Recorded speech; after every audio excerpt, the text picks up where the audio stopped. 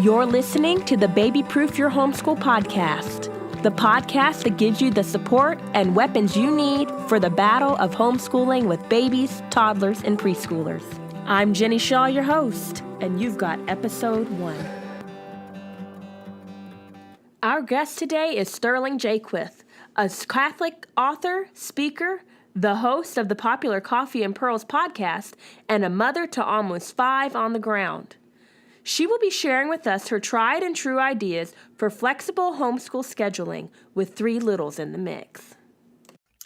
Sterling, I'm so glad that you're here tonight with me and, had time to talk. Thanks, Jenny. I'm so happy to be here, and I love talking about homeschooling. It's one of my favorite things to talk about. Wonderful, wonderful. Could you tell us a little bit about the makeup of your family and your children's ages so that those who might not know you can get to know you a little bit?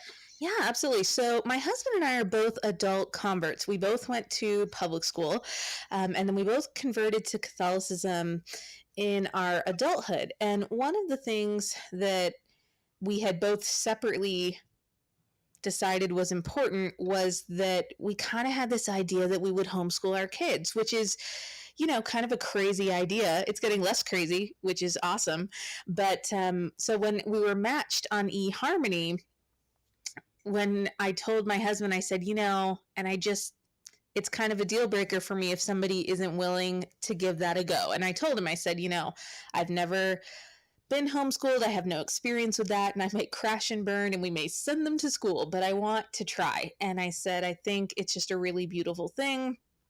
Would you be open to that? And he was like, oh my goodness, yes, I want that too. So it was, a significant actually reason that we got together. So we converted in our adulthood, we got married, and now we've been married 8 years, and our oldest is 7.5. She was a honeymoon baby. And let's see. So there are 7.5, 5, 3, 1, and then I am going to have a baby in 2 months. So we're a little bit shy of Irish twins on these last 2. The first 3 are girls, and the last 2 will be boys. So we've been homeschooling the whole time. We knew that's what we wanted to do. And so we've done the most, obviously, with Rose. I'm kind of at the beginning of my homeschooling journey, and the kids are still young, but we really like it, and I love learning about homeschooling and talking about our journey so far. Oh, yay. Congratulations. Thank you. Yes, they're so fun after you get out of that haze, that newborn. Yes. It's true. So tell me about the unique schedule that y'all employ. Yeah, well, from the very beginning, I'll tell you, Jenny, and this is silly, and this is kind of how kooky I am and about homeschooling, but when Rose was 1 year old, I started going to homeschooling meetings because I knew that I didn't know anything about homeschooling. And so I would drive 40 minutes into Portland, and despite Portland being kind of a liberal, wacky place, they have a really great homeschooling group. I think it's because we all just have to cling together for sanity, And so I would drive in for these meetings, and they had these huge meetings every month. And I was so grateful that there was such a spectrum of homeschoolers there. You had your Mother of Divine Grace ladies and your unschoolers, and we just make it up every year, and your diehard Saxon math ladies, and so they would just sit every month and basically have an open forum about a particular topic. And so I just started going to these meetings even before Rose was school age to just soak it all up. And I was so grateful for that because first I saw that there's no right way to homeschool, and you really have to go into it knowing that there's no magical formula. There's no perfect curriculum. There's no perfect setup in your house or schedule. And I saw very clearly that it's something that evolves over time. And so that's such an important way, I think, to approach homeschooling, is just knowing you're probably going to change your mind a lot, and that's okay. And if you know that's coming, then you don't feel bad about it. So from the beginning, I kind of thought we would do year-round school. I loved that idea, where we do 6 weeks on and 2 weeks off. And, when you have little kids, that works really well because there's not really a concept of taking the summer off anyway. And so that's pretty much what we did for the first few years. One of my biggest regrets is that I really feel like I started homeschooling Rose too early. And I think this is such a rookie mistake, despite my years of going to the homeschooling meetings.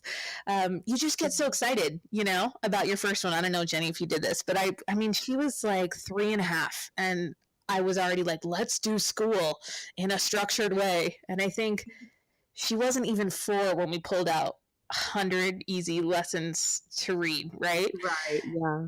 And I see now that she's just kind of a sharp kid, and so she dealt with that well, but that was just a complete fluke. I think, had my second been born first, it would have been a disaster. Right. I pulled it out and my son fought me on it every step of the way. I was like, what am I doing wrong? Yeah. So you learn that real quick too. Like some things are just a breeze with one kid and not with the others.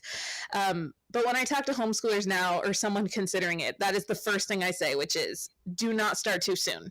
I wish I would have literally not started anything until she started asking me about it. And that feels scary because when your other friends start doing preschool and kindergarten and they do what I call parlor tricks with their kids, where their kids are like, look at what I can do. And it looks awesome. And you're like, oh no, my kid's picking their nose in the backyard and they're not doing any of that stuff. Yeah. It feels scary, right? Been there last week. Totally. And there's such a stigma, and you don't want to continue the stigma, weird homeschoolers. But yes. But my kids are so calm and they are so happy. They live such an unhurried life. We have almost 5 kids and people are like, oh, your life must be crazy. And I'm like, actually, it's not, because I work really hard for it not to be. We hang out a lot. And I just really protect that in them. And so I wish I hadn't started as early with Rose as I had. And I still have not done a lot with the 5-year-old. It really until probably 6 months ago when she started saying, I want to learn how to read. I want to learn how to write. And it's great when they come from that place, and children naturally will. You think that they won't, right? You think they're never, ever going to want to learn anything. But they do. Vacation, yeah. Yeah. And so that's when I started with her. And I know that was the better way. And then it went so much more smoothly, and I'm just not forcing it. And I wouldn't say we're unschoolers at all. I mean, I really like schedules, but we just kind of take it easy, especially in those early years. So I think that's just really important when you're starting out, that even though you're really excited as a mom to start, the kids may not be ready, and you certainly don't need to dive in with 8 subjects, when they're 5.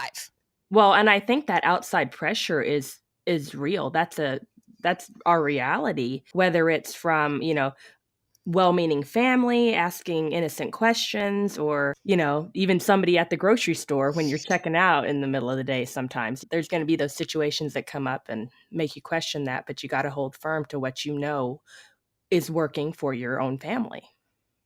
And just, I just repeated to myself, like, those are just parlor tricks. You could take any kid and sit them down and teach them the first 20 presidents of the United States right now. Mm-hmm. And they would be able to rattle that off at your Christmas party, and it would look super impressive. But it just isn't real learning. And it doesn't mean that kid is happier or more grounded in their faith or more socialized or any of the things that are actually important. It just means they memorize something, and your kids are memorizing things all the time. And so the school kids just parrot school stuff, and you just have to be really confident in yourself to know that isn't always an indicator of success. I'm so proud for you that you were able to connect with a homeschooling group that early on, because I think a lot of moms are, at least in my situation, I was afraid in the beginning. Mm-hmm. And, I feel like I wasted that time by not researching or making connections when I could have, or when I had more time or not as many kids, or, things like that. So I think that was a real a great resource that you took advantage of, and that I would encourage other moms to take that leap, even if you're, an INTJ that doesn't like to Right. get You out can of your just snark comfort in the zone. corner.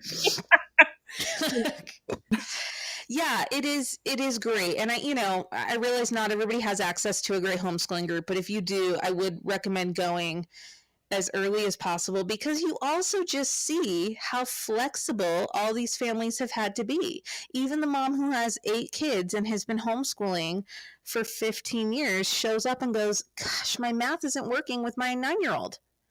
I mean, it's an ever evolving process. And so if you can, from the beginning, give yourself that mercy that there's no right way and that you're going to have to adjust and adapt, I think it just makes for so much more of a pleasant experience. Yeah, and embracing that freedom, and that it doesn't have to look like public school at home. That was Right. I feel like that's right. One of the other big rookie mistakes is people put up the calendar and they have a desk for the kids and all the school supplies. They're like, we're going to do school at home. And that lasts for 1 week, right? And you're like, nope, that's yeah, so they actually break all the really crayons, hard. or at least mine, yeah.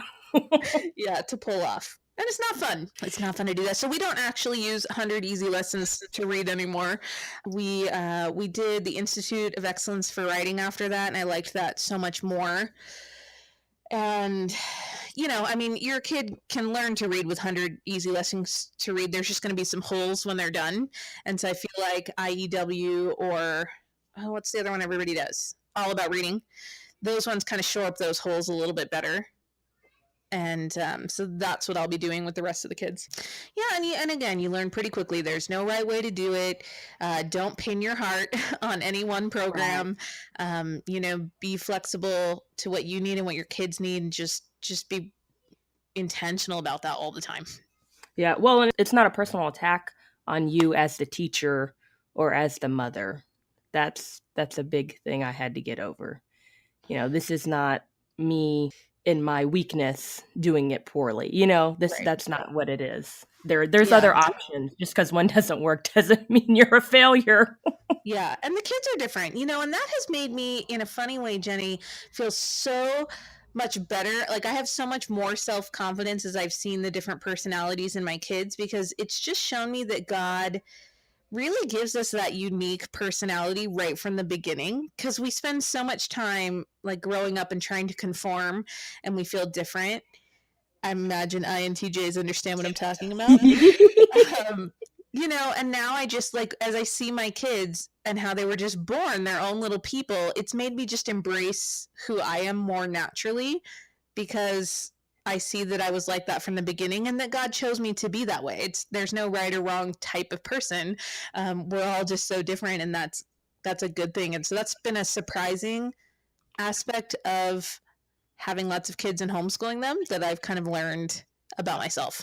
Mm-hmm. Mm-hmm. And to dovetail on that, I think it's so interesting to see that God gives you, as the mother you are, these specific children. He Right. chose you to be the mother of these children, and to see how your personality can work with theirs and help them in that educational process, and your strengths and their strengths, and building up each other's weaknesses. So Absolutely. I'm always nervous about giving advice to moms who their oldest children are boys, because I have these 3 really docile girls, and I'll tell them, look, if God had given me boys first, I would have stopped having children. I would have been like, nope, I'm not doing it. I don't know that I would have homeschooled them. And I think he just knew that, because I spent most of my life wanting no children. And when I got married to my husband, I said, I'm on board with this NFP thing, but we're only having 2 kids. And I said, and none of this 15 passenger van business. I'm not doing that. And, we just had 3 really quiet, lovely girls. I mean, I will come downstairs and all 3 of them will be on the couch reading books or coloring. And I'm like, that's not normal. That's weird, you guys. Other kids are breaking stuff in their house, But you're right. I know that God gave me those girls so that I would have the boys, because I think it had been the other way around, I would have been like, nope, I'm not doing that. Yeah, I know. It's weird. Yeah. No, bless you guys who homeschool boys first, because that just, it's a different ballgame for most of you. It's not always that way, but pretty consistently the boys, it's like a different level. So this is a different level of homeschooling. Different noise level. Yep. Everyone's like, get a trampoline. You need a trampoline so they could jump in between lessons. There's one in the backyard. Yes, there is. Yep. But I mean, and I think it's an education for the moms too, because I had all these preconceived notions going in as a second generation homeschooler of, so I was the oldest, and then I had two younger brothers, and they just stepped in the line. They Right. did their workbooks and all this stuff like that. But looking back, I am reminded that we were all 2 years apart, so there were no little ones running around, getting into things, trying to learn by pulling everything out and all that, and seeking their needs to be met too. I had no real idea of what that would entail when I started. Yeah, it is different. And I think that's so important to call that out, because it is different if you have kids close together, anything less than 2 years, right? Like when I meet a mom and she's got kids that are like 14 months or 18 months apart, I'm like, Mama, your life is different, okay? It's just different than someone that has 2 or 3 years in between the kids. And that's okay, but like, stop beating yourself up. I had a friend and she had 3 kids like that. Her first 3 were all just ridiculously close together. And she came over one day and I had 3 kids at the time, and she said, I don't know how you do it. And I said, whoa. I was like, you have like triplets, and that's what you're dealing with right now. I said, if mine were that close together, I'd be drowning. I said, forget school. I would toss that out the window. I wouldn't even try to do that right now. Like just get through the day, because her kids were so little. And so it is different, and it's good to affirm moms in that way, and just to like make them feel loved and seen, that those smaller gaps are really harder, and that may mean you have 1 or 2 bad years of schooling, and that's okay, because it's not who you are, and it's not what your life is going to be.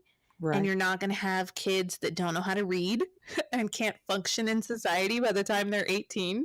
It's okay to take that time to be sane when you have a lot of little kids, or a lot of kids, because you're right, it's the spacing, but then also just the number. Well, and I think, they're not maybe getting the typical subjects in, but that doesn't mean they're not learning something Right. infinitely valuable. And I read to the kids all the time. And like when we're in survival mode and I stop doing absolutely everything, we still read books. And then once your oldest can read, oh my goodness, that's magical. Because then they'll just keep reading to the kids. And that gets 90% of the job done for a long time. If you love Jesus and your kids hear books out loud, you're going to be fine. Like really you are, I promise. Yeah, mamas need to hear that. I need to hear that. Thank you for the reminder. Jenny, I didn't answer your question about my primary reason for homeschooling. And I know there's lots of wonderful reasons, like sibling time and Lord help us with what's happening in a lot of the schools and all these things. But my primary reason for homeschooling was I really wanted the kids to have a classical education. And the more I read about classical education, I was like, that is my jam. I was like, that is what I want. It made so much sense to me. And I wasn't seeing almost any school offer that. So the public schools weren't offering that. And I haven't seen any Catholic schools offer that in the 2 states that I've lived in.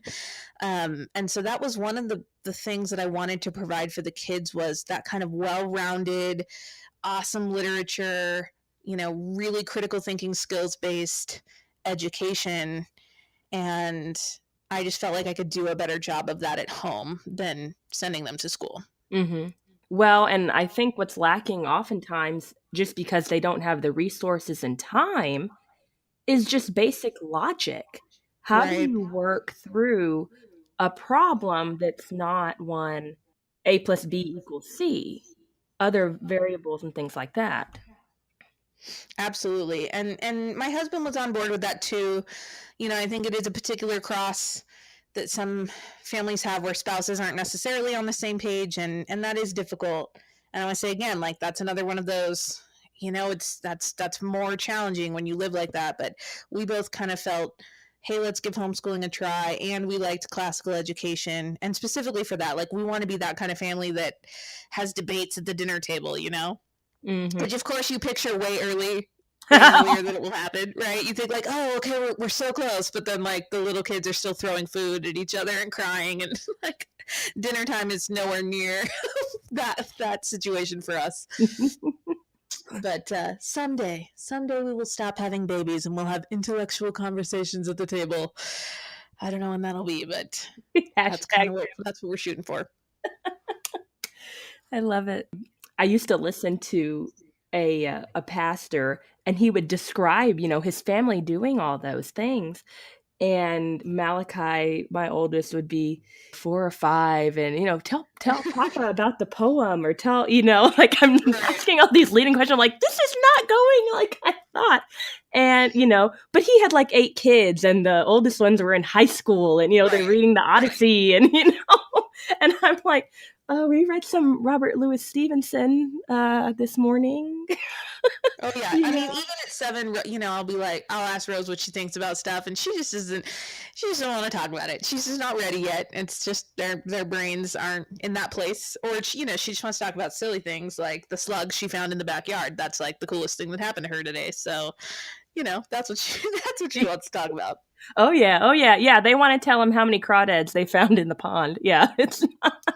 And we'll all get there. It's so hard to imagine when you're living in babyland. And even if your destiny is to have 10, 12 kids, and so in a way you'll always have the babies, life really changes when those older ones get older. And I see that so consistently, because even if you still have, under 5s running around, you can sit at the table and chat with those older kids, or that time may happen after the little kids go to sleep. And this is the other thing that I really try to persuade new homeschoolers to just have an open mind about, which is homeschooling at unusual times. And so if you have a husband that's on board, even if he gives you one night a week, or he comes home and takes the 2 little kids, and then you sit and get 1 or 2 rock solid hours of school done with your older kids, that is gold.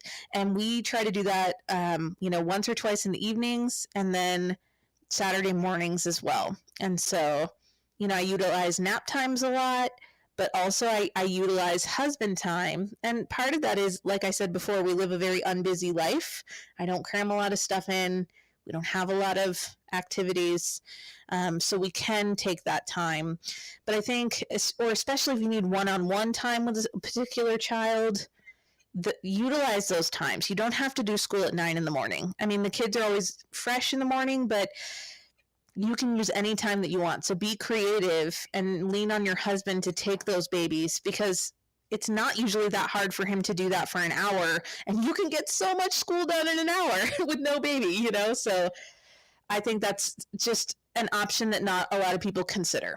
Mm-hmm. Well, and it's overcoming that preconceived notion of you have to do school during the day and things like that. But homeschooling just gives you so much more freedom and flexibility to try those things out.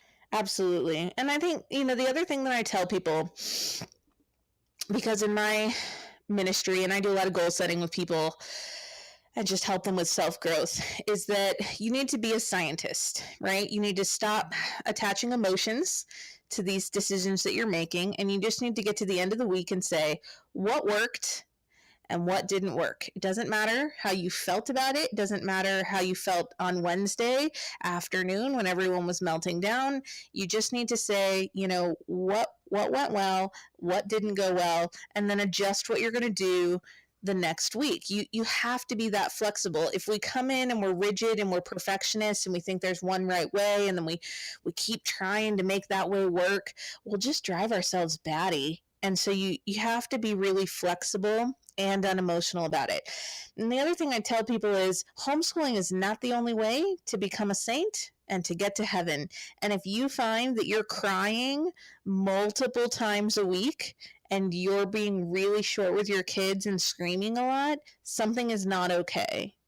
That's not a great way to live for your kids. Kids need to feel safe, and you need to be calm in order for them to feel safe. And I don't mean like we all yell at our kids, right? Like, so I'm not saying that we're all Mary Poppins moms. That's not it. But if you're like having a mini mental breakdown every day because you have so many kids and they're close together and you're trying to homeschool them and you're financially strapped and, you know, your mother-in-law is sick or like, and you have all this stuff, just remember homeschooling actually isn't necessary. You can put them in school. You can take 3 months off and do nothing. You've got to maintain your sanity because the worst thing we could do to our children don't understand why we're upset as adults, right? They just see that we're upset and they form their own conclusions about why. And you may be upset for some reason that they're unaware of. But if they come away thinking, oh, large families aren't great, homeschooling's not great, or worst of all, being Catholic isn't great, and they've kind of made that connection, whether it's true or not, that is so much worse than sending them to school and whatever could happen there. Does that make sense? Of course, of course. And so I love homeschooling. I hope we continue to do it, but I'm always open about the fact that if that makes me lose my mind, we wouldn't do it because I know that wouldn't be good for the kids. And I want to protect their faith more than anything, you know? And sometimes, you know, you just need to go see a counselor once a week or, you know, take a bubble bath. Like, it doesn't have to mean you have to change your whole life, but, you know, that's a metric that I really keep close eye on. You know, how often am I losing it on the kids? How often am I crying? You know, and is that level acceptable? Yeah, being open to that discernment.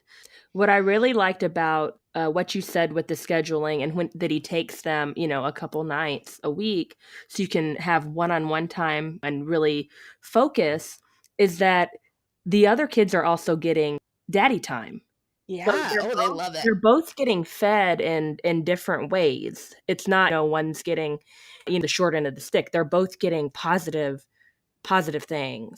Yeah. And like my husband, he'll just, you know, do something in the garage, like organize the camping gear, and he'll put the 1-year-old in a high chair and let the 2-year-old hand him things, and they think it's awesome. And so my husband isn't sitting in the living room watching 2 babies going, oh, this is terrible. You know, like he just adapts them to whatever he's doing. And you're right. They think that's the coolest time of the day.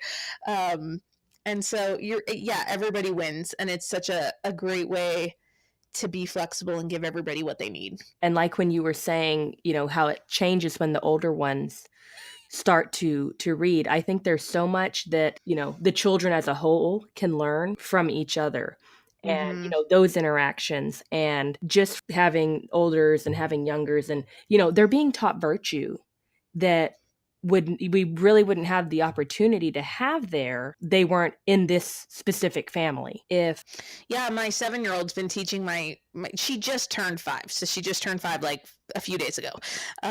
So she's been 4 for the whole year, but my 7-year-old's been teaching the next one how to read. She just sits down and she's a way better teacher than I am. It's just funny. She's just so patient and kind. And so she's just been sounding out the letters with her and it's amazing. And it's just, I mean, it makes me tear up. It's so special and sweet. And I don't know, I see the simplicity of their lives and the sweetness in them. And yes, you're right. Really, it's just virtue. And it's because they're so untouched by the world and we live such a slow life that we have those pockets, those moments that they really get to be with each other and share what they're learning with each other. And it's just the coolest thing to see. Before we say goodbye, do you have any parting words for moms out there in the trenches that may be feeling overwhelmed or just looking for that extra support? Yeah, you know, Sarah McKenzie was talking about Dr. Meg Meeker. I haven't heard a recent interview with her, but she was saying, if you want to be remembered as a good mom, you have to be a good mom for, what was it? It was like 1 hour a week. And she said, all of us can do that. You know, and it was that struck me so much because I think as moms, we think we have to like nail it every day. And of course we don't nail it almost any day. And so every day we're feeling discouraged. But when I think about my own childhood and the things I remember, I just don't remember a lot of the day-to-day stuff. I remember the fun stuff, and I remember the really hard stuff. But I don't remember what we ate for dinner all the time, or what my mother's mood was all the time, and what we did in the summer of 1997, And it's okay. You're doing a better job than you think if you just love them, which you already do because you're listening to this podcast, right? The fact that you're listening to this podcast means you're already like in the top 5% of awesome parents who are interested in growing and learning and being good parents. So you're already winning. And that's it. Like, if you just love them and make them feel safe and read them books, your kids are going to be fine. It just, almost none of the other stuff matters statistically. Over and over again, secular and non-secular studies just say parents who ask their kids how they're doing throughout the day, even once, and read them books out loud, those kids tend to be successful. And so, all the other stuff is, we have to do it, and we have to discern what's right and make decisions and work hard. We have to grow in virtue too, but you're probably doing a much, much, much better job than you think. Oh, I needed to hear that too. Thank you so much. I'm going to take that to heart. That 1 hour a week. I think we are our greatest critics when it comes to our level of parenting, and anything that will give us that confidence is a positive. Absolutely. And we have to give it to each other. We have to work on picking each other up off the floor and saying, no, Jenny, you're doing a great job. And homeschoolers, we have to go out of our way to do that to other homeschoolers, because we're not going to get it anywhere else. Well, Sterling, I just can't thank you enough for coming on and talking to me and just sharing wisdom. Thank you. I realize I'm still like a baby homeschooler. I'm like at the beginning of the marathon, but man, you learn a lot in those first 3-4 years, don't you? Oh yeah. Trial by fire. Yep, that's how it goes. And more babies. You can see all of Sterling's splendid work at sterlingjaquith.com, and links to the things we mentioned in the show notes at barefootabbey.com/BYH1. You can submit any questions for personal troubleshooting there too. Thank you so much for listening, and until episode 2, just keep thriving in the trenches, and remember, you are not alone in this fight.